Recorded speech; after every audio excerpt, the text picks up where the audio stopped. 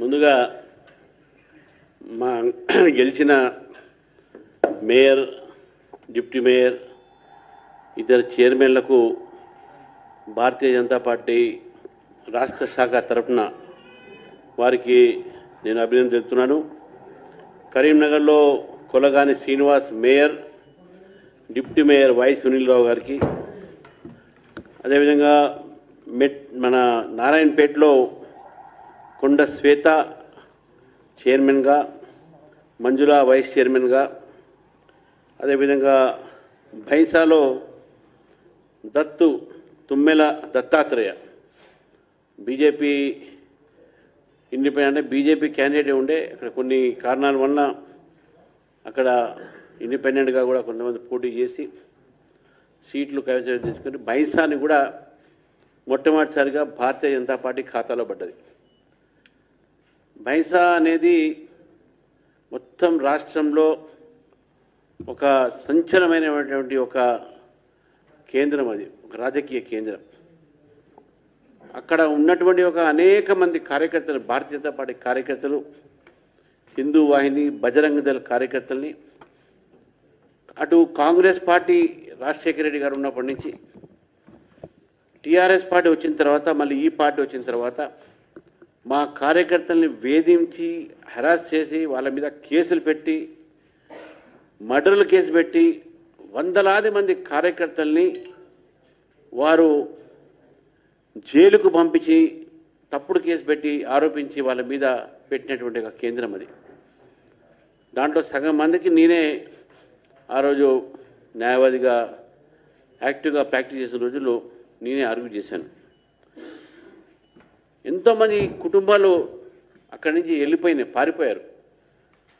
అక్కడ ఎంఐఎం ఒక ఆగడాలకి అక్కడ తట్టుకోలేక కూడా ఒక డాక్టర్ ఒక నర్సింగ్ హోమ్ మీద అటాక్ జరిగింది, ఎంతోమంది చంపేయడం జరిగింది. వినాయక చవితి చేస్తుంటే దాని పైనుంచి మస్జిద్ పైన రాళ్ళు వేసి హిందువులు వాళ్ళకి పండుగ కూడా చేసుకోలేని పరిస్థితి ఈరోజు భైంసాలో ఉండే. మజ్లీస్ పార్టీ చివరికి లాస్ట్లో వాళ్ళు ఎంఐఎం మేయర్గా ఉండే, అంతకుముందు కాంగ్రెస్ పార్టీ, మజ్లీస్ పార్టీ, లేకుంటే బీఆర్ఎస్, మజ్లీస్ పార్టీ వాళ్ళ మధ్యన వాళ్ళ ఉన్నటువంటి ఒక ఆ సంబంధాల గురించి కూడా నేను ముందు చెప్తా ఏమేమి సంబంధాలు ఉన్నాయి వాళ్ళని. వాళ్ళు మాట్లాడి వాళ్ళు చేసుకొని బీజేపీని రాకుండా చేసే ప్రయత్నం చేశారు.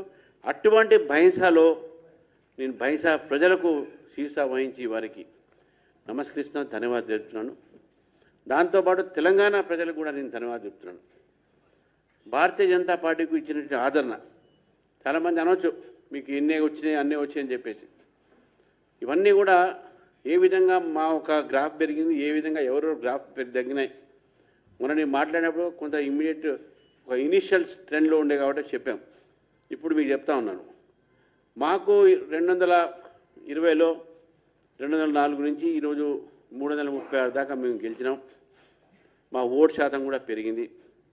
అదేవిధంగా మొత్తం 100 వార్డులు కార్పొరేషన్ కావచ్చు, చైర్మన్ కావచ్చు మేము గెలిచినాం. ఇప్పుడు 25+ మున్సిపాలిటీస్లో మేము సింగిల్ లార్జెస్ట్ పార్టీగా కానీ ఒక డిసైడింగ్ ఫ్యాక్టర్గా ఈరోజు మేము ఆవిర్భవించినాం. చాలా చోట్ల వైస్ చైర్మన్లు భారతీయ జనతా పార్టీ గెలిచేది, ఇంకా అన్ని లెక్కలు రాలేదు. కొన్ని మెదక్, జహీరాబాద్, సంగారెడ్డి నుంచి కొన్ని వచ్చినాయి, రంగారెడ్డి కొన్ని ప్రాంతాల నుంచి వైస్ చైర్మన్ అక్కడ ఇక్కడ లెక్క రాలేదు నాకు ఇక.